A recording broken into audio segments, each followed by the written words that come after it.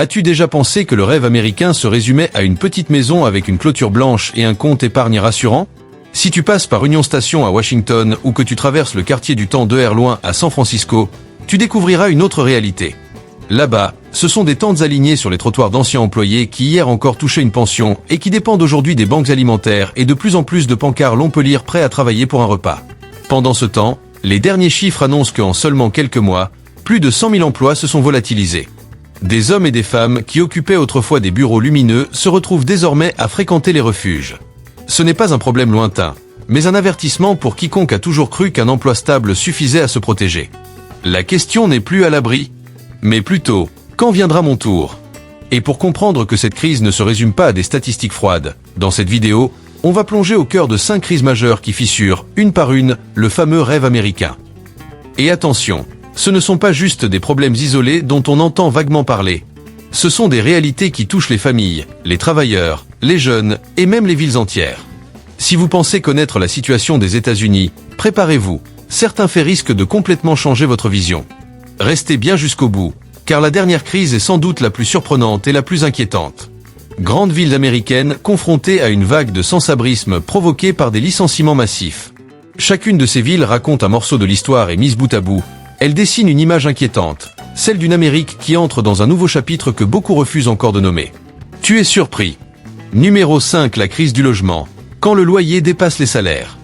Aux États-Unis, il ne faut même plus perdre son travail pour se retrouver sans domicile. Parfois, une simple hausse de loyer suffit. Ça peut paraître ironique, mais c'est pourtant l'une des vérités les plus brutales de l'Amérique actuelle. En 5 ans à peine, les loyers ont grimpé de plus de 40% dans de nombreux États, alors que les salaires, eux, n'ont progressé que d'un petit pas timide. C'est comme regarder une tortue courir contre une fusée. Dans des États comme la Californie, la Floride ou New York, il faudrait en théorie travailler 133 heures par semaine pour pouvoir payer un appartement de 2 chambres. En clair, quasiment 19 heures par jour. Plus de vie, seulement de la survie. Et parfois, un mini-studio avec une plaque électrique coûte aussi cher qu'un camion d'occasion. Beaucoup finissent donc par choisir le camion. Au moins, lui, peut se déplacer. Les raisons, on les entend partout. Pas assez de logements abordables, des fonds d'investissement qui achètent des quartiers entiers, des taux d'intérêt qui montent, des taxes qui explosent. Mais ce qu'il y a de plus inquiétant, c'est que tout ça fonctionne comme une machine parfaitement huilée. Une machine qui fait glisser la classe moyenne vers le bas tout en donnant l'impression que tout est sous contrôle. Prenez une famille de 3 personnes avec un revenu mensuel de 4 000 $. Une fois les 1 200 $ de loyer payés, il leur reste environ 1 400 $ pour l'essence, la nourriture, l'assurance, les médicaments, l'école. Et c'est tout. Une maladie, un pneu crevé, une facture d'électricité un peu plus salée que d'habitude, et leur équilibre s'effondre. Ce cercle vicieux maintient les travailleurs dans la précarité et les propriétaires dans l'angoisse. Tout le monde vit sur une frontière fragile, quelque part entre un appartement et une place de parking. D'ailleurs, il suffit de lever les yeux autour de soi. De Seattle à San Diego, les parkings, sécurisés, se multiplient. Là, des gens qui ont toujours payé leurs impôts, enseignants, infirmiers, employés de banque attendent leur tour pour obtenir une place ou dormir légalement. Étage, 76% d'entre eux travaillent encore chaque jour. Ils ne sont ni paresseux ni dépendants. Ils n'ont simplement plus les moyens d'avoir une adresse. Un homme expliquait récemment qu'il gagnait 3 200 $ par mois, mais qu'on lui avait refusé un logement à cause de son score de crédit trop bas. Il vit aujourd'hui dans une berline de 2007. « Je ne suis pas sans abri », disait-il. « Je suis juste garé temporairement. » L'Amérique était jadis la terre des opportunités. Aujourd'hui, on pourrait presque la renommer la terre des loyers. Tu n'arrives pas à acheter? Tu loues. Tu n'arrives plus à louer? Tu empruntes. Tu ne peux plus emprunter? Tu dors dans ta voiture. Et c'est ainsi que des centaines de milliers de personnes de la classe moyenne se retrouvent malgré elles sur les routes. Le rêve américain est toujours là, quelque part, simplement endormi sur la banquette arrière. Soyons honnêtes, lorsqu'un pays exige 3 emplois pour qu'une famille puisse simplement se loger, est-ce vraiment la faute des gens? Ou bien celle du système qui les entoure? On dit souvent que l'Amérique est le pays de la liberté. Aujourd'hui, la seule liberté vraiment accessible, c'est parfois celle de choisir dans quel coin de parking se garer pour la nuit. Numéro 4. Travailler dur et être quand même sans abri. Travailler 40 heures par semaine? Désolé, ça ne suffit plus pour sortir de la pauvreté. On a longtemps répété que, si tu travailles dur, tout ira bien. Mais désormais, tu peux te tuer à la tâche, et finir par t'endormir dans ta voiture après ton service. Le salaire minimum fédéral est bloqué à 7,25 $ de l'heure depuis plus de 14 ans. Pendant que tout le reste, nourriture, carburant, assurance, santé s'envole. Un déjeuner normal représente une demi-heure de travail. Un plein d'essence, presque une journée complète. Une blague circulant en ligne résume l'état d'esprit actuel. Travailler dur ne te rend pas plus riche, juste plus fatigué et toujours pauvre. Sur les parkings nocturnes, la scène se répète. Une infirmière encore en uniforme qui incline son siège dans une vieille Honda. Un chauffeur Uber qui replie sa couverture avant de prendre la route pour ses premières courses. Tous ont un emploi du temps, des responsabilités. La seule chose qu'ils n'ont plus, c'est un toit. Selon un rapport du HUD, plus de 40% des personnes sans domicile occupent un emploi à temps plein ou partiel. Autrement dit, ne plus avoir de maison n'a plus rien à voir avec le fait de ne pas travailler. C'est juste que les salaires ne suivent plus le coût d'une simple adresse. Ce fonctionnement doit vous dire quelque chose. On travaille, on paie des impôts, on rembourse ses dettes étudiantes, on cotise aux assurances et on recommence. Comme un hamster qui court dans une roue qui n'arrête jamais. L'économie des petits boulots se veut flexible, mais dans la réalité, elle sert surtout à permettre aux entreprises d'éviter de payer des avantages sociaux. Les Américains n'ont jamais autant travaillé et n'ont jamais reçu aussi peu en retour. Faisons un calcul rapide. 2 emplois à temps plein, soit 80 heures par semaine, permettent de gagner environ 3500 $ par mois après impôt. À Los Angeles, le loyer moyen dépasse déjà les 2700 $. Une fois l'essence, la nourriture, l'assurance et les médicaments payés, il ne reste rien. Alors oui, certains ont encore une voiture. Mais c'est dans cette voiture qu'ils dorment. On entend parfois que les personnes pauvres ne veulent pas travailler. Pourtant, beaucoup de ceux qui dorment dans leur véhicule travaillent plus dur que les politiciens qui votent les lois. Ils se lèvent à 5 heures du matin, se lavent le visage avec une lingette froide, boivent un café réchauffé dans une boîte métallique, puis foncent au travail en essayant d'avoir l'air normal. Le soir venu, ils cherchent l'ombre pour se garer sans attirer les gyrophares. Tout ça, juste pour conserver un minimum de dignité. Un homme participant au programme Safe Parking l'a expliqué. « Je travaille dans un entrepôt Amazon. J'ai un revenu, je paie des impôts. La seule différence, c'est que je dors dans un parking. » C'est presque absurde. Et pourtant, c'est devenu l'un des visages du rêve américain. Aujourd'hui, le rêve ressemble à un réseau Wi-Fi public. Tout le monde y est connecté, mais personne n'est vraiment protégé. Tu peux passer ta vie entière à travailler et ne jamais pouvoir t'offrir un endroit sûr où dormir. Autrefois, un emploi était la clé vers un futur meilleur. Aujourd'hui, c'est tout juste suffisant pour éviter de mourir de faim. Et si vous pensez que cette crise ne concerne que les plus pauvres, détrompez-vous. Numéro 3. L'endettement massif des ménages et système de crédit oppressant. La classe moyenne, autrefois pilier du pays, font lentement entre le coût de la vie qui brûle et un marché qui reste glacé face à leur détresse. En Amérique, on ne perd plus sa maison parce qu'on a perdu son emploi. On la perd parce que les prix continuent de grimper, année après année. Mais au fond, ce n'est pas seulement une question d'argent. C'est aussi une culture entière qui a appris aux gens à s'endetter plutôt qu'à vivre librement. Les banques ont donné l'illusion du choix, jusqu'au jour où le choix du lieu de vie disparaît complètement. Après des années de travail, beaucoup d'Américains ne possèdent pas une maison, mais une montagne de dettes décorée d'un beau score de crédit.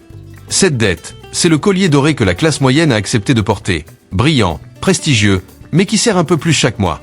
Soyons francs, la dette est devenue une sorte de nouvelle religion. On s'endette pour étudier, pour assurer son avenir. On s'endette pour acheter une maison, symbole de stabilité. On s'endette pour une voiture, pour exister socialement. On s'endette avec une carte de crédit, pour avoir l'impression d'avoir le choix. Résultat, la dette personnelle totale dépasse désormais les 1,14 trillion de dollars, un record historique. Chaque seconde, 3 millions de dollars d'intérêts supplémentaires s'ajoutent.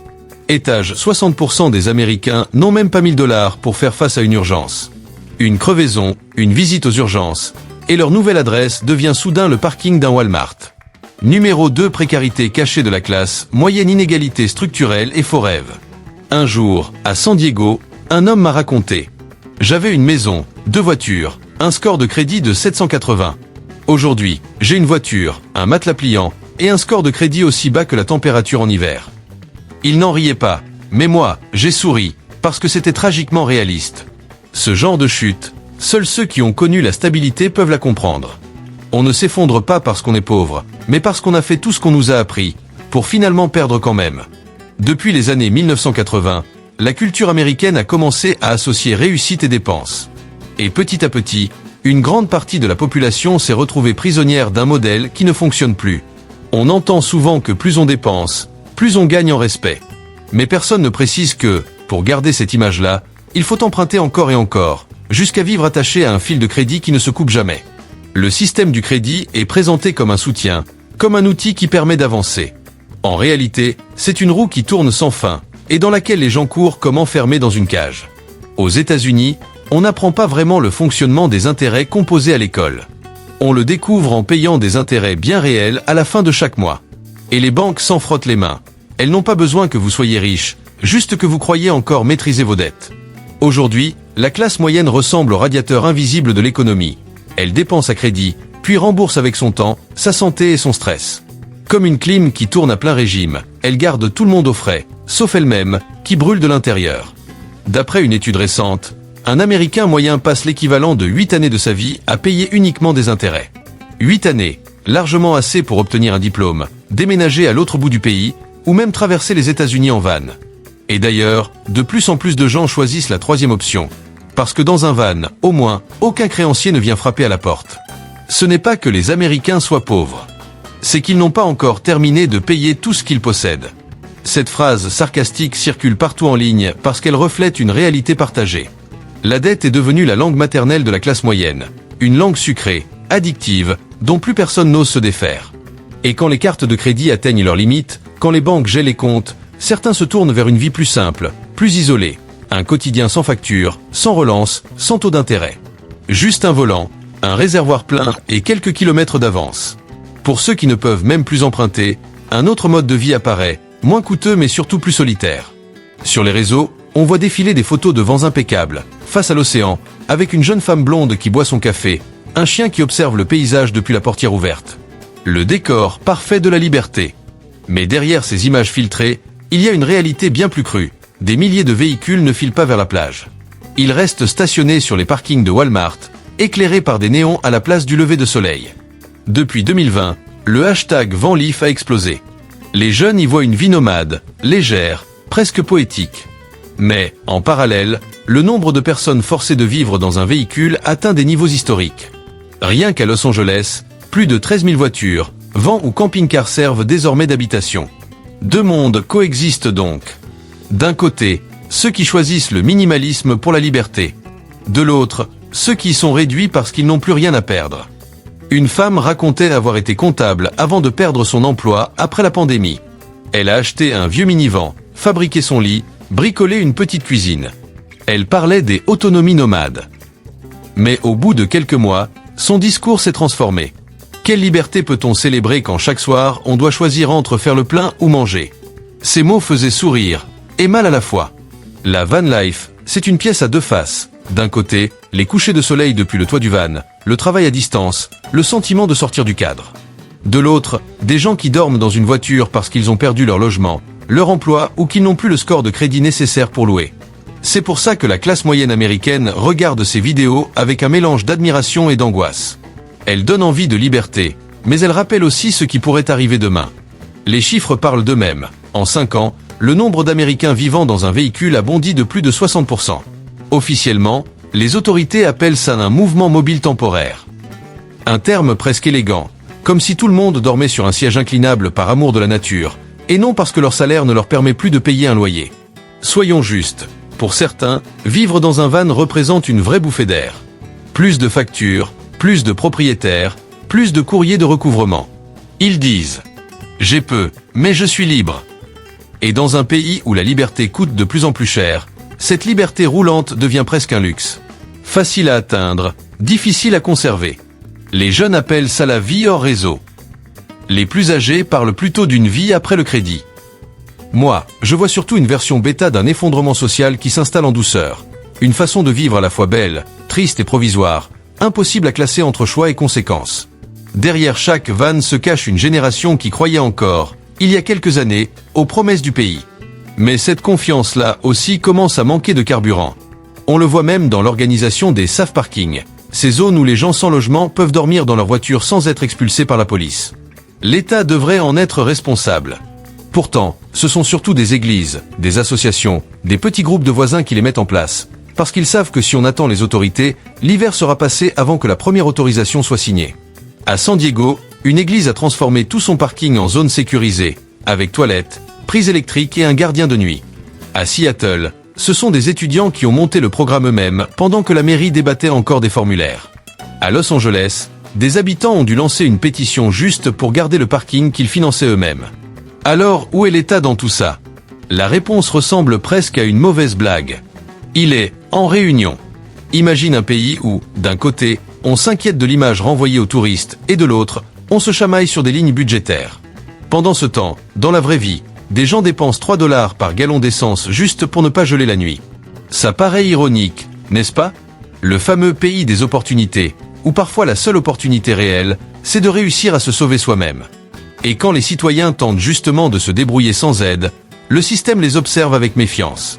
Certains riverains refusent l'installation d'abris pour sans-abri par peur que leur quartier perde de la valeur. Ils disent « Je n'ai rien contre eux, mais pas devant chez moi ». Cette gentillesse conditionnelle, valable seulement tant que le problème reste invisible, crée une contradiction profonde. Voilà comment on se retrouve avec une situation absurde. L'État demande l'aide des communautés, les communautés s'organisent. Puis les autorités coupent court en invoquant une infraction au règlement local. Résultat, un pays complet piégé dans une partie où personne ne gagne. Les personnes sans logement sont poussées dehors, la classe moyenne craint de les rejoindre, et le gouvernement donne l'impression de maintenir l'ordre en restant assis au milieu du chaos. Un homme ayant vécu dans un parking sécurisé de Los Angeles résumait tout ça d'une phrase. « Je ne demande pas qu'on me donne quelque chose gratuitement.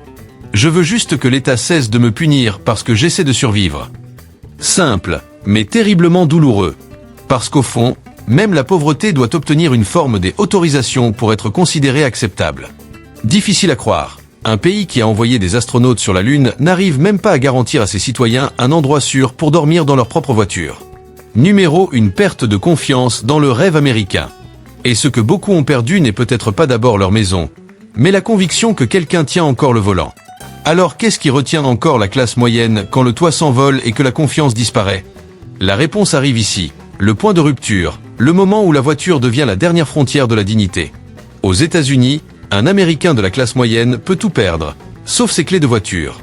Parce que pour énormément de gens, leur véhicule est bien plus qu'un moyen de transport. C'est la dernière preuve qu'ils tiennent encore debout. Dans les parkings sécurisés de Californie, on voit des files entières d'autos alignés comme des appartements provisoires. Une vanne décorée d'un autocollant « Adventure Way » met à l'intérieur, une ancienne institutrice déplie des factures d'hôpital. Un SUV flambant propre, mais son propriétaire, un employé de bureau autrefois propriétaire à San José, remplit des candidatures en utilisant le Wi-Fi de l'église. Ils continuent de se laver dans des stations-service, s'habillent correctement, vont au travail comme tout le monde. Puis, à la tombée du soir, ils se garent en silence les uns à côté des autres. Leur phrase la plus partagée ? « Je ne suis pas sans abri. Je suis juste garé temporairement. » C'est leur manière de rester digne. Parce qu'ici, perdre son logement, ce n'est pas juste perdre un lit, c'est perdre son adresse, ses papiers, son assurance, parfois même son identité.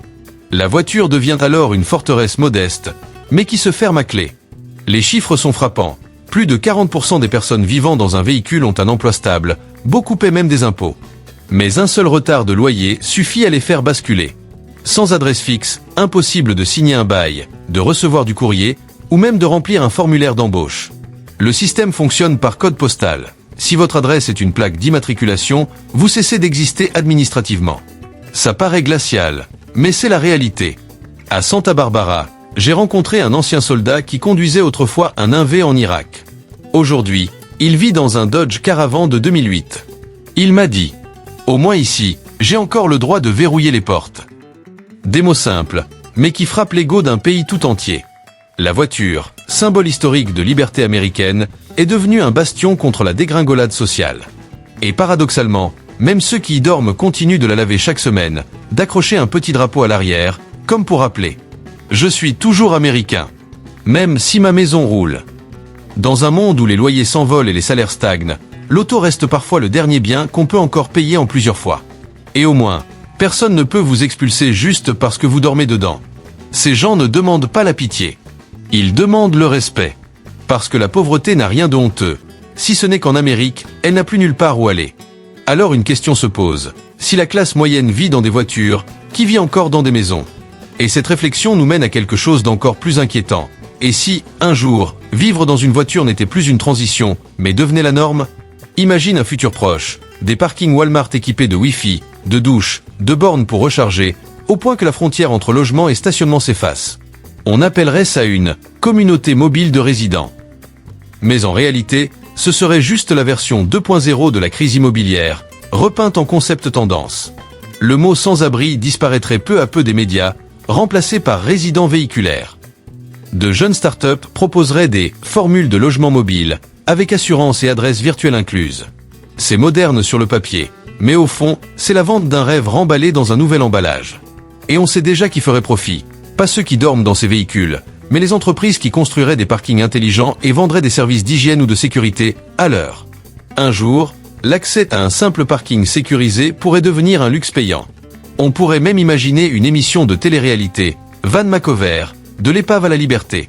Les Américains apprendraient à optimiser 4 mètres carrés comme un nouveau savoir-faire, et les politiciens s'en féliciteraient. Nous avons éliminé l'itinérance. Oubliant de préciser. Parce que tout le monde dort dans une voiture. Un économiste l'avait prédit. Quand l'inégalité se banalise, elle finit toujours emballée comme un style de vie. Voilà exactement où on en est. Les chiffres ne mentent pas.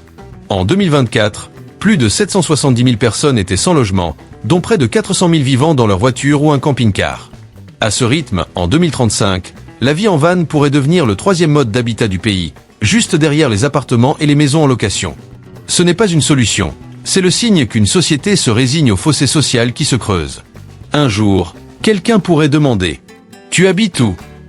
Et l'autre répondra « Place numéro 27, juste à côté de la borne de recharge. » Ce jour-là, le rêve américain n'aura pas disparu. Il aura juste changé d'adresse temporaire. Et tout ce que vous venez d'entendre, ça ne parle pas seulement des autres. Ça pourrait concerner toi, moi, n'importe qui. Un accident, une facture médicale, un licenciement, une hausse de loyer, et tout bascule. Nous vivons dans un pays qui célèbre la liberté, mais où une simple place de parking sécurisée est devenue un privilège. Une nation capable d'envoyer des fusées sur Mars, mais qui laisse des centaines de milliers de citoyens dormir dans les voitures qui les emmenaient jadis au travail. Et peut-être que le plus effrayant, ce n'est pas la vie dans la voiture. C'est qu'on commence à trouver ça normal. Maintenant, j'aimerais vraiment savoir ce que toi tu en penses. Est-ce que la vie en van est une nouvelle forme de liberté? Ou est-ce le signe que la classe moyenne américaine se fissure pour de bon? Partage ton avis dans les commentaires. Raconte ton expérience si tu en as une. Et si tu veux continuer à explorer ce genre d'analyse sur la société américaine, pense à t'abonner pour ne rien rater. Cette vidéo n'a qu'un but, analyser, comprendre et ouvrir la discussion. Elle ne représente personne d'autre que son auteur. Merci d'avoir regardé jusqu'au bout. On se retrouve très bientôt pour la prochaine vidéo.